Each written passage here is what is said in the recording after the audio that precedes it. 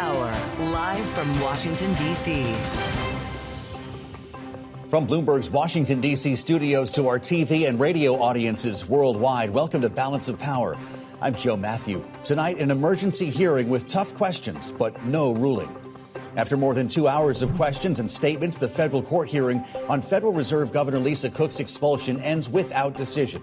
The major takeaways today after Cook sought to block the president's firing and what we can expect in the coming days as attorneys for both sides dig in their heels. We'll have fresh reaction to the story when former chair of the Council of Economic Advisors, Bernstein, joins us. Plus, after almost 90 years, the tariff-free treatment of de minimis merchandise comes to an end. What that means for U.S. consumers now facing the prospect of higher prices and a longer wait for their orders. As we dive into the details of the latest UMich consumer sentiment data out today. And developments in the war in Ukraine as the UN Security Council convenes under an emergency session following another Russian attack on Kyiv. We'll speak with Ukraine's economic minister about the conflict, a potential peace deal, and how the country is already looking to rebuild. But we begin this evening with developing news from here in Washington after attorneys for the president and Federal Reserve Governor Lisa Cook went head-to-head, arguing before a federal judge for 2 hours on the president's decision to terminate Cook as a member of the Fed board. Bloomberg's Kendall was staked out at the federal courthouse all day, files this report with the details. Well, Joe, the hearing lasted about 2 hours, and we saw the judge push both sides with her questioning, but it ended with no ruling. Now, today was really about Lisa Cook seeking what's known as a temporary restraining order, a TRO that would essentially reinstate her into her position as the broader issue around her firing plays out in the court system. And a broader issue it is. This is a historic legal battle that we are gearing up for as President Trump becomes the first president in U.S. history to move to fire a Federal Reserve governor. And while this hearing wasn't about that broader issue, we did get key insights into the arguments on both sides. Cook is suing President Trump, alleging he violated a federal law, the Federal Reserve Act, which protects Fed officials from being fired without cause. Now, the administration argued in court today there is sufficient cause, citing these allegations of mortgage fraud and arguing the courts should defer to the president to define the standard. No charges have been filed against Cook. In court documents, Cook's lawyers said the allegations were not true, but if there were discrepancies in her mortgage applications, it might be due to clerical errors, saying that Cook did not intend to deceive anyone. Cook's legal team also points out that these allegations have nothing to do with her time as a Federal Reserve governor. The mortgage applications in question are from 2021, and Cook wasn't appointed until 2022. Now, Joe, another big question in this case has to do with the idea of due process, which Cook's lawyers say she was not given. However, we heard the administration push back on that, saying that she did get adequate time to respond to the allegations between President Trump posting for her to resign on Truth Social and then posting her termination. Okay, Tyler, thank you. Our thanks to Bloomberg's Kendall at the courthouse. For more on the impact of today's hearing, as we understand it, Bloomberg's McKee, who joins us from World Headquarters in New York. Michael's been at it since before dawn, much like Tyler. I'm just curious if we even know the employment status of Governor Cook. Michael, does she need to stay away from the office until the court rules?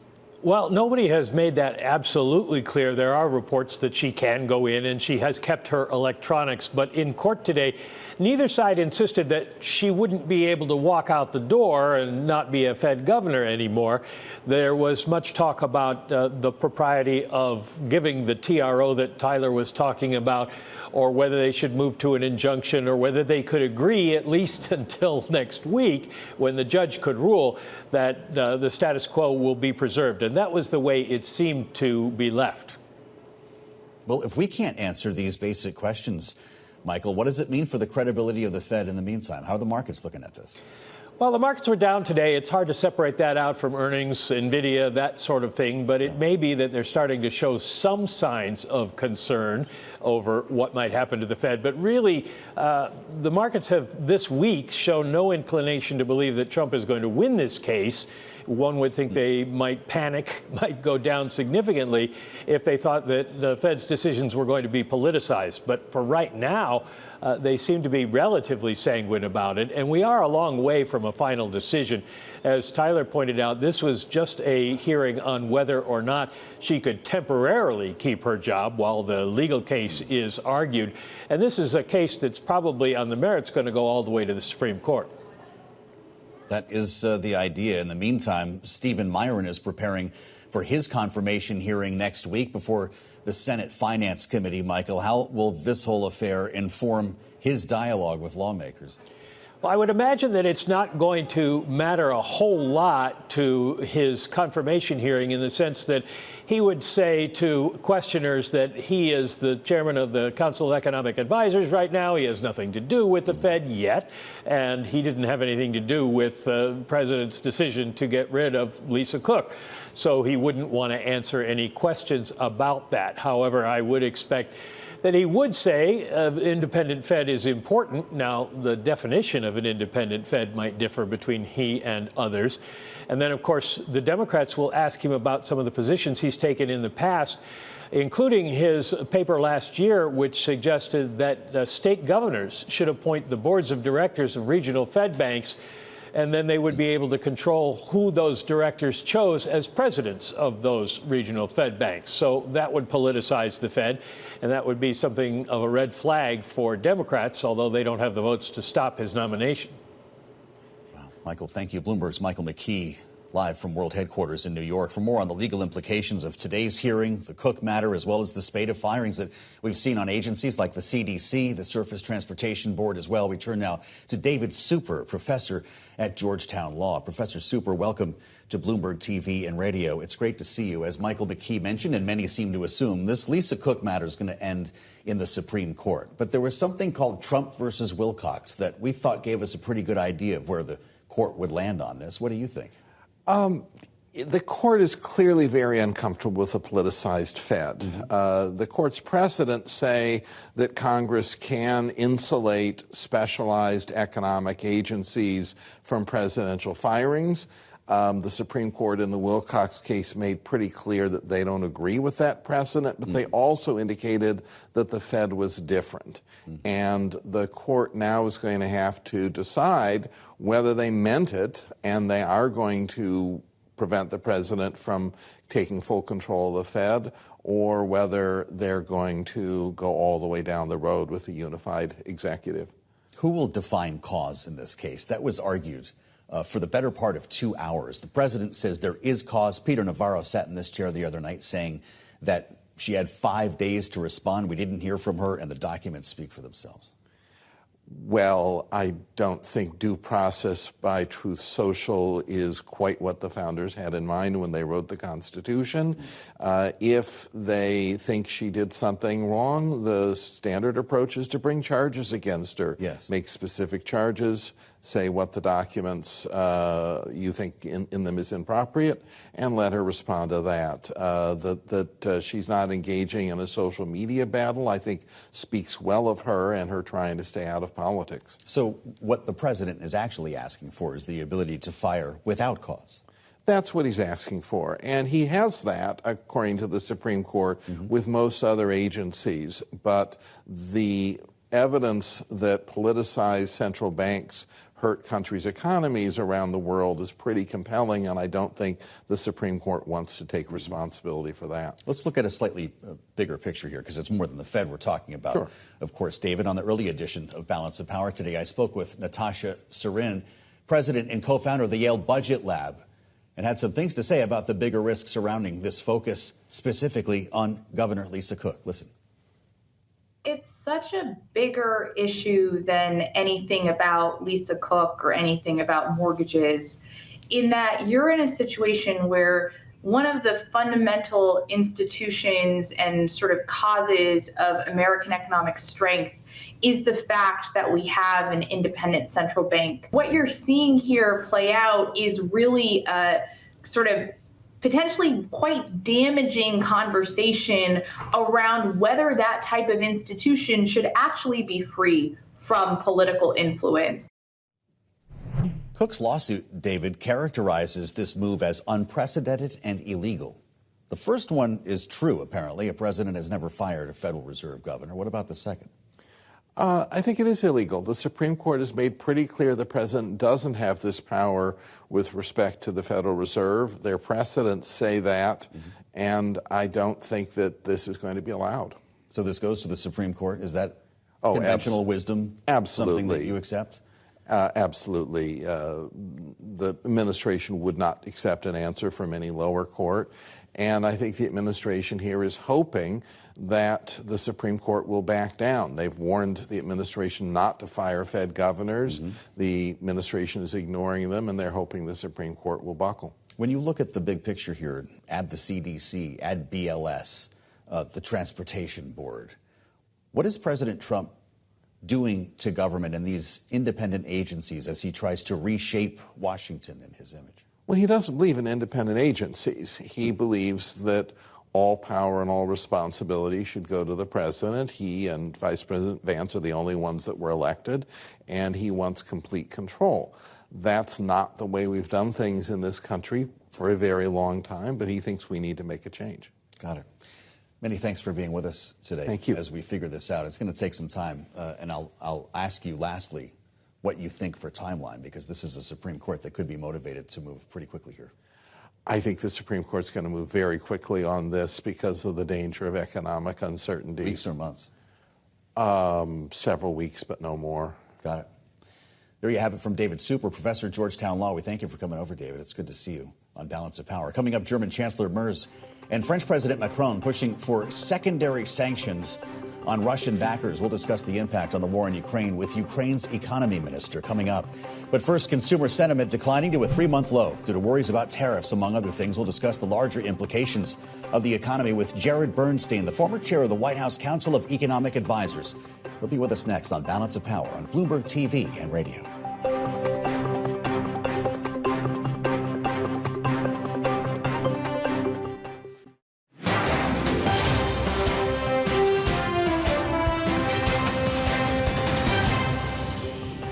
There's still considerable uncertainty about how much more and how quickly tariffs will pass through to consumer prices.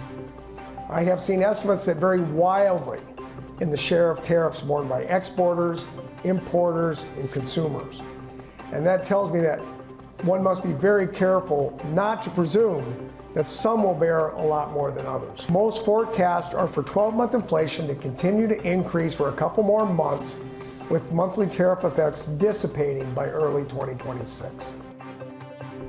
This is Balance of Power on Bloomberg TV and radio. I'm Joe Matthew in Washington. That was Fed Governor Christopher Waller last night speaking at an event hosted by the Economic Club of Miami, talking about what he expects to see with inflation and tariffs. This, as today's consumer spending data showed resilience, even as many economists do anticipate higher prices in the coming months. Joining us to walk through some of the data and talk about this a little more, Stuart Paul from Bloomberg Economics.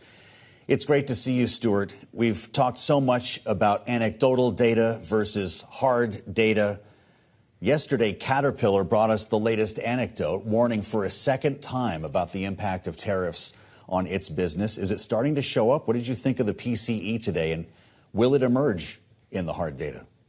We're seeing exceptional price sensitivity. That's really what today's PCE personal spending data showed. Consumers did spend more. Yes, on goods, things like autos, recreational vehicles, furniture, a lot of the things that are heavily tariffed. But this was also the month where there was considerably slower pass-through of tariffs to consumers. So consumers are really biding their time. They're hunting online for bargains. And when they sniff out an opportunity to get something on the cheap because tariff pass-through slowed just slightly, they're chomping at the bit to do it. Now, when we look at the consumer sentiment data, we could see consumers are still very tentative about spending. Buying plans for household durables weakened considerably. The same thing for vehicles. So we do see consumers tightening their belts. They're being very cautious in their spending. They're pulling back in discretionary categories where they can, and they're going to search out those bargains when they can find them because they are feeling the pinch of tariffs. That's evident in the data at this point. The de minimis exemption ended this morning, 12:01 a.m. Stuart, this impacts anything that you're buying from abroad worth less than $800. This used to be a loophole or an exemption. It is no longer. Other than fewer packages landing on my front step, what does it mean for consumers? Relatively little. I think the thing that's most front of mind for me is what it means for broader economic activity. And we're already seeing firms and consumers throttling their behavior according to quickly evolving tariff policy. As we saw in the advanced trade data just today also, again, for the month of July, when firms feel like they can strike quickly and they feel like they can get industrial supplies, for example, or business equipment during a window where tariff policy is just slightly less restrictive, they're doing it. Fiddling around the edges for minor exemptions and eliminating exemptions for who knows how long is going to, I think, do actually relatively little for the broader macroeconomic landscape or for the consumer's larger and longer trajectory. Stuart, thank you, as always. Stuart Paul from Bloomberg Economics. I hope you have a long weekend. Joining us right now with his insights on today's consumer data, tariffs, and what's happening at the Federal Reserve is Jared Bernstein, the former chair of the White House Council of Economic Advisors in the Biden administration. He's now senior fellow at the Center for American Progress. It's always a pleasure to see you, and happy Friday, Jared. Thanks for coming over. My pleasure. We've got a lot I want to ask you about, and I want to get to Lisa Cook pretty quickly because that was the big news of the day. This de minimis exemption is something that you looked at and actually got rolling in the Biden administration. Are you worried about what it means for consumer prices? At this juncture in time, I'm a little bit worried because it will raise prices. And one thing we found is that the incidence of the de minimis rule falls largely on middle and lower income households. And they're the very ones who disproportionately have imports in their market basket. If you look at who buys more imports as a share of their income, it's folks in the bottom half. And that's why the incidence of this tax we call tariffs is really a very regressive one. It hits middle and lower income people. That said, I considered it a loophole, and I think loopholes should generally be closed. Fascinating. Well, I guess it's over now, and I wonder what your thoughts were today when you saw this emergency hearing scheduled and conducted. It finished with no decision. You've got a Federal Reserve governor going into this long weekend of Labor Day wondering what's going to happen to her job status, and a president who believes that she should already be fired. How is this going to end? It's just a remarkable set of events, and the threat to the Federal Reserve is higher than I've ever seen it in terms of their independence. Putting aside the pretext around the documents that are in question here, there is no one should at all question that this is anything more than a power grab by the president to take over the interest rate, in particular machinations of the Federal Reserve, and that just couldn't be more dangerous. It's going to be terrible for households and consumers who are going to face higher inflation and higher interest rates. But internationally, when creditors to the United States start to recognize that there's been political interference in this really heretofore protected institution, that's going to end badly for us as well. So very serious problem. When you were at the White House, which was not that long ago, you wouldn't even answer questions when we would ask you your thoughts on anything hard as you tried. Surrounding the Fed. We tried every time we talked to you. We're in a different world now, and I'm wondering, to the extent that you know these individuals and have worked with the Fed over the years, what this means internally, the culture of the Fed. It's not just Lisa Cook. It's the visit to the Eccles building. It's the demands that Jay Powell step down, the nickname Too Late Powell. There's been a denigration, at least in terms of the rhetoric coming from this administration. What are they talking about in the building? It's a really important question. I'm not in the building, but I can tell you that when I was back in the White House and interacting with the Federal Reserve, that firewall between politics and monetary policy was something that we both deeply, deeply respected, both sides. And the reason is because we know the history of what occurs when central bank independence is compromised. I mean, I could point you to 80% inflation at Turkey when Erdogan got up to his fun and games there, but it's been repeated throughout history, including our own with Arthur Burns and Nixon. So it was always very clear that that political firewall was not a cultural thing, it was an economic thing. And the history of Federal Reserve independence, central bank independence, is very, very clear, particularly through the inflation channel. You compromise federal independence, and higher inflation walks in very quickly. There's independence, of course, and the market's concerned about that. Then there's the matter of public trust. And to come at this from the other way, if we find out, and I know you're not a lawyer, I'm not going to try to make you our legal analyst, but there's apparently a third mortgage application, according to the administration. It's not going to make her case any easier. At what point does this become damaging to a public wondering what these Federal Reserve governors are doing? I think we have to leave that to play out in the courts. It's a totally fair question. And look, we may have to have two thoughts that we hold in our heads simultaneously. One is that there were problems there, and if that's what the record showed, then they should be worked out in court accordingly, and they should be treated very much in keeping with the culture of the Fed to be very pristine in this area of financial oversight. The much bigger issue is Trump trying to compromise central bank independence, trying to put his own people on the board, trying to get a majority there in time to perhaps act against regional Fed presidents to take over the Fed in ways that will be massively damaging to not just the U.S. economy, but the global economy. And that is a much bigger deal than Lisa Cook's paperwork. Well, you know, we've got a confirmation hearing set for next week for Stephen Myron. And apparently he's going to be at this next meeting in September, which is light speed around here. Will she? I really can't answer that. That's a question for the lawyers, and it's what they were tangling with today. Look, one thing I will say, listening to the legal discussion as a non-lawyer, is that none of this sounds like it was for cause in the type of for cause that I believe the drafters of the Federal Reserve Act were thinking of. The idea of malfeasance, of doing your job on monetary policy badly. Making mistakes on your mortgage paperwork, intentional or otherwise, I'm not going to trivialize that. I'm not going to speak to it. I don't know the extent of the problem there. That all happened before she was on the Fed. And the for cause, to me, sounds a lot like the for cause criterion sounds a lot like what you were doing when you were a Federal Reserve governor, and there she's been exemplary. Interesting. Wow. So the expectation is that we get a quarter-point cut in September. You think it's justified? At this point, I do, and that's because of the job market. So I actually looked at the data, the price data this morning, and thought it militated a bit against that in the sense that we just have some really sticky inflationary problems that just remain in this economy, and some of that's the tariffs. But we also saw inflationary pressures in services in a way that's pretty hard to connect to the tariffs. So I understand I don't think a rate cut in September is a slam dunk. However, if it's true that the underlying pace of job growth in payrolls is 35K a month, that's way too low to keep the unemployment rate from rising. And so I would give that more weight if I were thinking about September at this point. Okay. We've only got about a minute left. The president thinks we should cut by 150 to, I believe, 175 basis points. He may have actually suggested 300 basis points at one point. If that actually happened, what would be the impact, not on the market, but on the economy?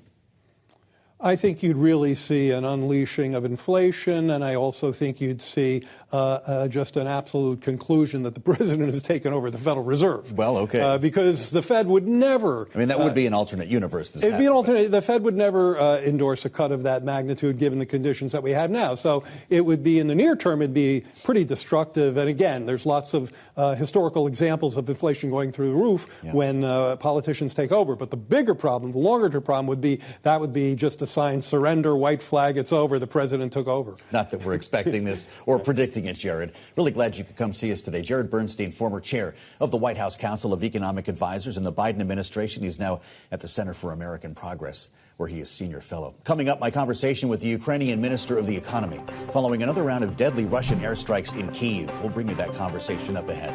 But first, Iowa Senator Joni Ernst is expected to announce she will not seek re-election. We'll discuss with our political panel next on Balance of Power on Bloomberg TV and radio.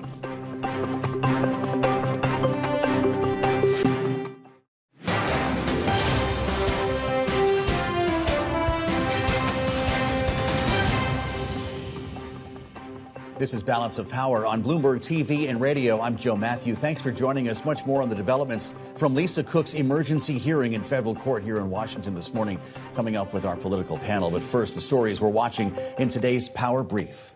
The TSA is on the verge of changing some airport rules that have been in place since 9/11, with regulations around the removal of shoes, even the size of your shampoo, all potentially changing soon.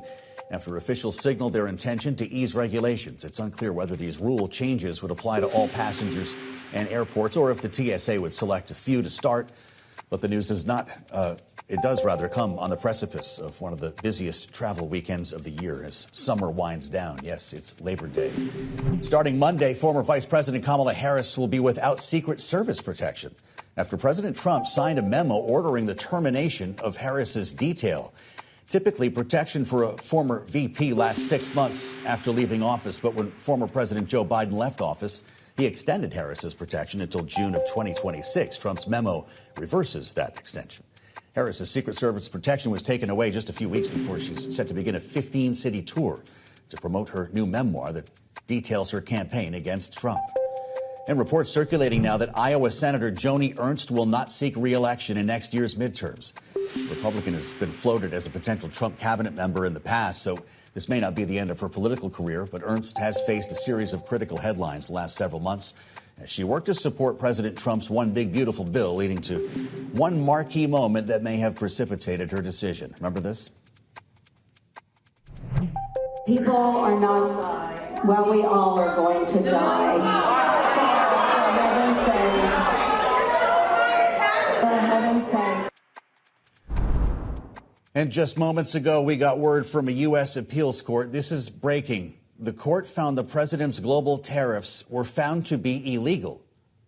The court finding Trump exceeded his authority in imposing the tariffs, upholding an earlier ruling by the Court of International Trade that ruled Trump wrongfully invoked an emergency law to issue the tariffs. This is a major development at 5:30 p.m. Eastern Time. With us now to discuss that and more, this evening's political panel. Bloomberg Politics contributors Rick Davis, partner at Stone Court Capital, our Republican strategist, alongside Democratic analyst Jeannie Shanzano, democracy visiting fellow at Harvard's Kennedy School's Ash Center. Rick, Jeannie, didn't know we'd be talking about this, but that's the way it goes around here. The tariffs are illegal. Does Donald Trump care? I think Donald Trump will care. I mean, he likes to abide by the courts. He likes to show force, right? Yeah. And the emergency powers gave him that.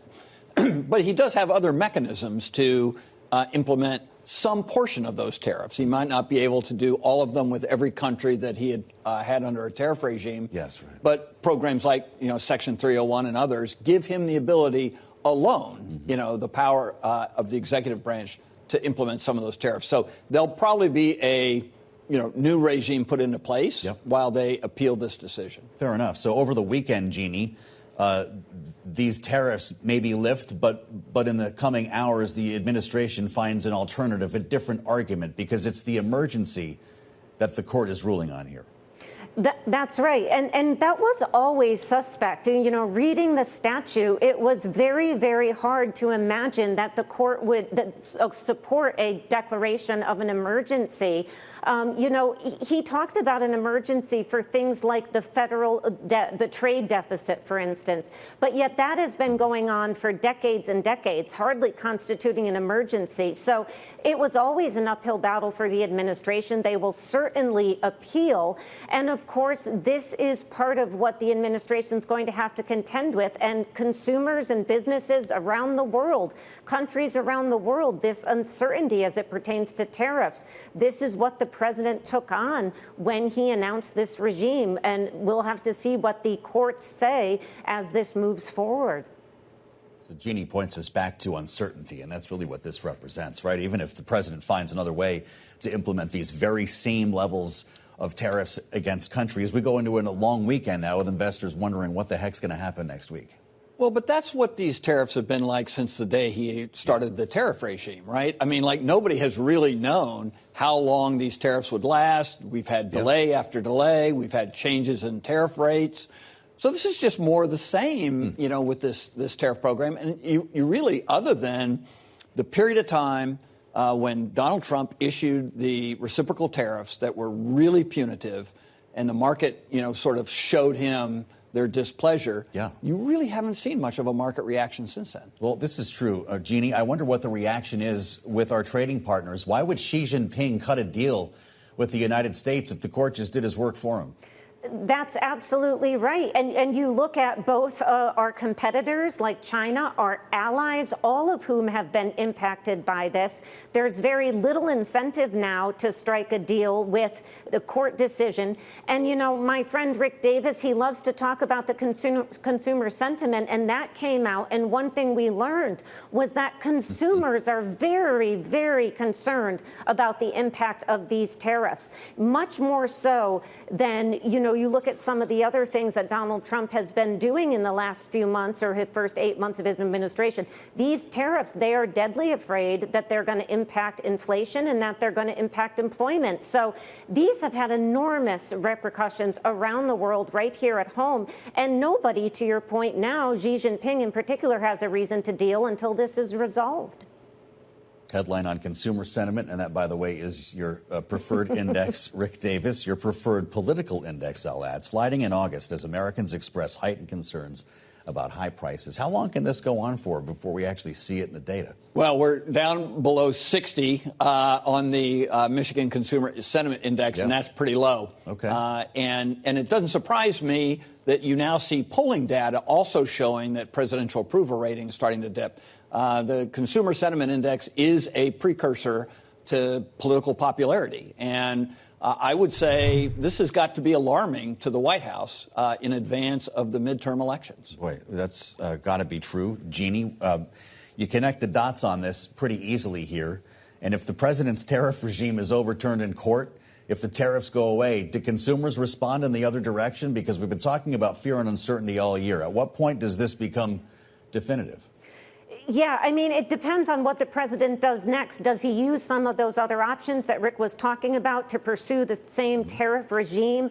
Does he pull back? Hard to believe he does, because as we've talked about, he's been committed to tariffs almost his entire adult and certainly political life. But this is overall, I believe, very good news, because the tariff regime was being put in place for reasons that were never clarified by the White House. And they were against not just our competitors, but our allies. And the impacts have been tremendous, not to mention the uncertainty. So I think the courts are doing Donald Trump a favor. I doubt the White House is going to see it that way. You've made that point before when the courts have challenged him, Jeannie. And in this case, again, this is an appeals court upholding a ruling by the Court of International Trade. Does this go to the Supreme Court like everything else? Oh, I don't think the president will even bat an eye to elevate this to a Supreme Court that has really handed him success after success in appeals that he's made to the high court. So absolutely, I don't think they're going to waste a minute to have the Department of Justice appeal this to the highest court in the land. Would Republicans maybe take this up to codify the president's tariffs in legislation? That would change the picture here, too, when they come back. Well, again, I mean, you know, there already is a set of rules in place in the executive branch that he has options to be able to exert pretty much. The basic tariffs of 15% across the board would be something he could probably put in place alone. So whether or not he needs additional support, I would say there are a lot of Republicans who've been pretty grumpy about this tariff regime. I mean, even though Jeannie points out accurately that Donald Trump likes it, there are a lot of Republicans who are not fans of the tariffs. And maybe, like you say, Jeannie, the court's done a favor for him. But if Donald Trump brings this to the Supreme Court, he could have a more favorable bench, right? How does this end?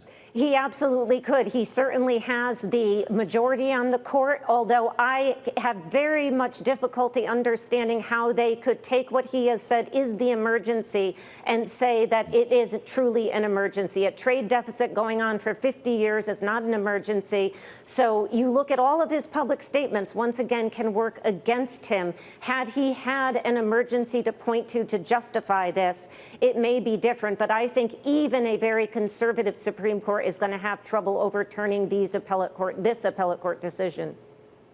It's interesting. This comes just hours after the de minimis exemption ended here. So people are potentially going to be feeling, although even Jared Bernstein himself thought that that was a loophole that should be closed here. Right. I don't know that people who are waiting for their packages from Shein are going to see it that way, though, are they? Yeah, no, I think they're going to, be expecting the worst, and they've gotten it already. So I don't think there's an appeal within the process that anybody's going to think is going to matter to them. And so I think certainly those people who have been under these regimes are going to be feeling like, let's just wait. see what this comes out. I mean, Jeannie's right. I don't think anybody's going to come to the table and say, hey, let's renegotiate right now. Sure. Because they want to see whether or not the president even has this authority going forward. So, Jeannie, trade talks are on ice then, right? They are. I mean, you can imagine who would be going to the table to talk until some of this is resolved. And again, this is in our national interest that this is on ice. And hopefully, in my view, the Supreme Court keeps it that way if this case does get there. Limited targeted tariffs make sense in certain situations. Blanket tariffs against our allies when we are supposed to be confronting and competing with China make very little sense. And let's just look at what Xi Jinping is hosting with North Korea, with Russia. As we go into next week, we have a competition on our hands. This regime, as much as the president likes to talk about tariffs, doesn't benefit us when it comes to our long-term national security interests. Well, we'll find out where we're going on this one, and it might take some time here. We've got another potential Supreme Court case on our hands, but we'll go through it with the help of Rick Davis and Jeannie Shanzano. Thank you both so much for being with us here. And a great panel. I hope you both have a long weekend. Coming up, my conversation with the Ukrainian Minister of the Economy and what he hopes is next for the war in Ukraine. We'll have that conversation next on Balance of Power on Bloomberg TV and radio.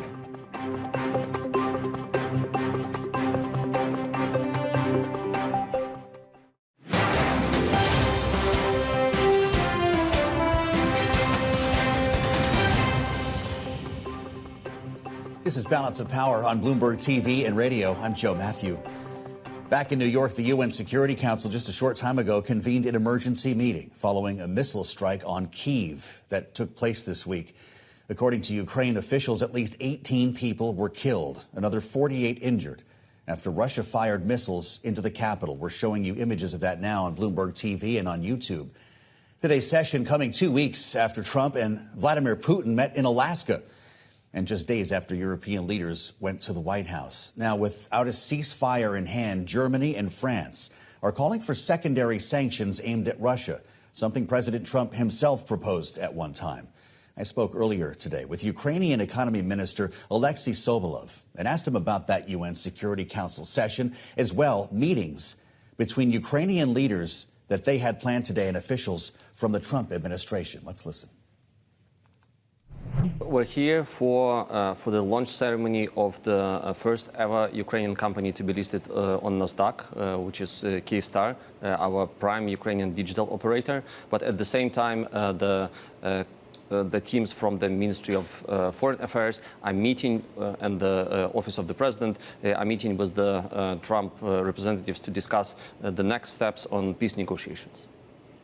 Well, let's talk next steps. There are reports today about a plan by the European Commission to transfer some 200 billion euros in Russian assets to rebuild Ukraine at the end of the war. We're not even at the stage of a ceasefire yet, Minister. Is it time already to speak about rebuilding?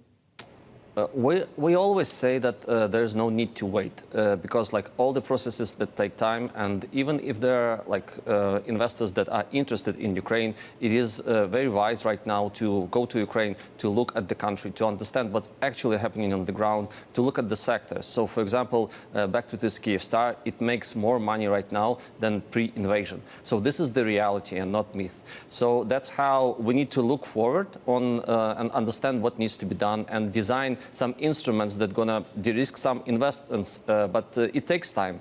So regarding Russian assets, it has been our position of Ukraine always that these assets will ultimately be working in Ukraine and for Ukraine. So this is just the next step in discussion with the European Commission onto how to actually use them and deploy them. So right now they're just used in overnight rates, right? And with active management, they can produce much more revenue that could also be working right now for the strengthening of Ukraine fighting Russian aggression. You know, reports suggest that Volodymyr Zelensky is nowhere near reaching an actual negotiating table with Vladimir Putin, that talks have not been scheduled and Putin has no intention of scheduling them. Does that make it difficult for you to talk about post-war planning? We don't talk about post-war planning. So, like, the listing happens now, right? So I don't think that anyone would have believed, like, a couple of years ago, if we were going to say that the first ever NASDAQ listing of Ukrainian company is going to be happening during the full-scale Russian invasion. But it is true. Yeah. So this is the nature of Ukrainian reality. The economy is resilient, right? But then on the peace talks position, it has been always position we agree was what was suggested by the President Trump, that there should be a ceasefire immediately. We supported that. Then there was a discussion with second Oval Office meeting with European leaders that there should be a bilateral or trilateral meeting with President Putin, and we actually accepted that. And it is coming to the end, this two-week period where Russia should indicate that it actually is ready to negotiate. Ukraine is always ready, as has been stressed by our president multiple times. So probably everyone sees right now that it's Russia that's not ready to negotiate. And all the signals that they send in is that they're not ready. And like Ukraine is ready to negotiate, and we're ready for peace. And we're saying that there should be a ceasefire immediately. So this is the state we're in. But also on the battlefield, you can see that Russia is not advancing. It is kind of barely gaining any ground. So it is harder and harder for Russia to explain its supporters, its global South countries, why is it doing that, and what for? Well, tell me more then about this stock listing at the NASDAQ today, Minister, and how crucial private business will be in Ukraine. So if you look at the rapid damage assessment done by the World Bank with Kyiv School of Economics, it says that the recovery needs for Ukraine will be more than $500 billion. So no way public money going to fit this bill, right? So we understand that the bulk majority of the funding to recover Ukraine and actually to grow the economy and to do it even now will come from the private sector, which means that why this listing right now is so important. It's very important for us to access the U.S. investors, and Ukraine has been one of the prime countries to reach a major deal with Trump administration, the minerals deal or the deal about U.S.-Ukraine investment fund, to actually get more investments from U.S. into Ukraine. So we just say, look at the results, and Ukraine has been progressing steadily across the last couple of years to attracting new investment and preparing for reconstruction. And we see right now also through this listing that the interest in the investors during the opening ceremony, during the launch ceremony, was higher than we anticipated. So people also maybe want to do a peace play to have Ukrainian exposure, and I think this Kyivstar listing is a great tool to do that. But also look at the fundamentals of this Kyivstar as a digital operator, a big company that servicing more than 23 million Ukrainians. It just shows how big the market are, and how sometimes like the margins of Kyivstar are really one of the top in the world in this segment. So it shows that you can actually do a lot of business in Ukraine. You mentioned the minerals deal. Minister, I'd love to hear a status update. This was signed the beginning of May and aimed to establish a joint investment fund as well for the reconstruction of Ukraine. How far along are you in getting this off the ground, and when will minerals start being processed by Americans in Ukraine? Yeah, so there are several tracks that we are developing in this fund. Next week, we're going to have the first ever board meeting of the fund to actually adopt a lot of the charters and the documents needed to start operations of the fund. And we're also, at the same time, we're doing the pipeline for the fund. So there's going to be a big delegation from US coming to Ukraine in September to actually do site visits to look for the companies that could be serve as the first several investments from the fund. And we also agree on the volume of the seed capital of the fund together with US. So the fund is progressing very nicely. The other big thing that we're doing is we need to put more licenses for auctions from Ukraine. So companies from US or other parts of the world that can mine these minerals, can access these licenses, and then the fund could invest in them. So basically, this week, we announced a decision from the Cabinet of Ministers to put a big lithium deposit for competition. And this is one of the areas that we think would be interesting for US companies and for the fund to invest in them. I saw that lithium deposit, but you're telling me that Ukraine will help to be involved in that bidding process to help select the American companies, not exclusively the Trump administration.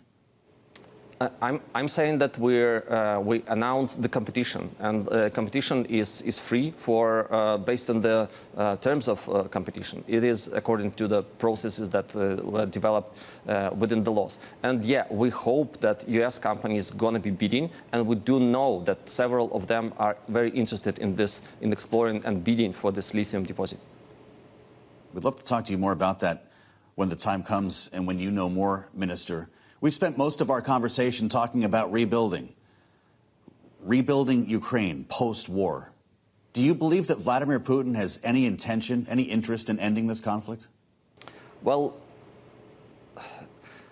should it actually matter? Like what we hear the President Trump is saying is the peace through strength, right? So how the development was before, we see that Russia's probably is not very interested in doing that.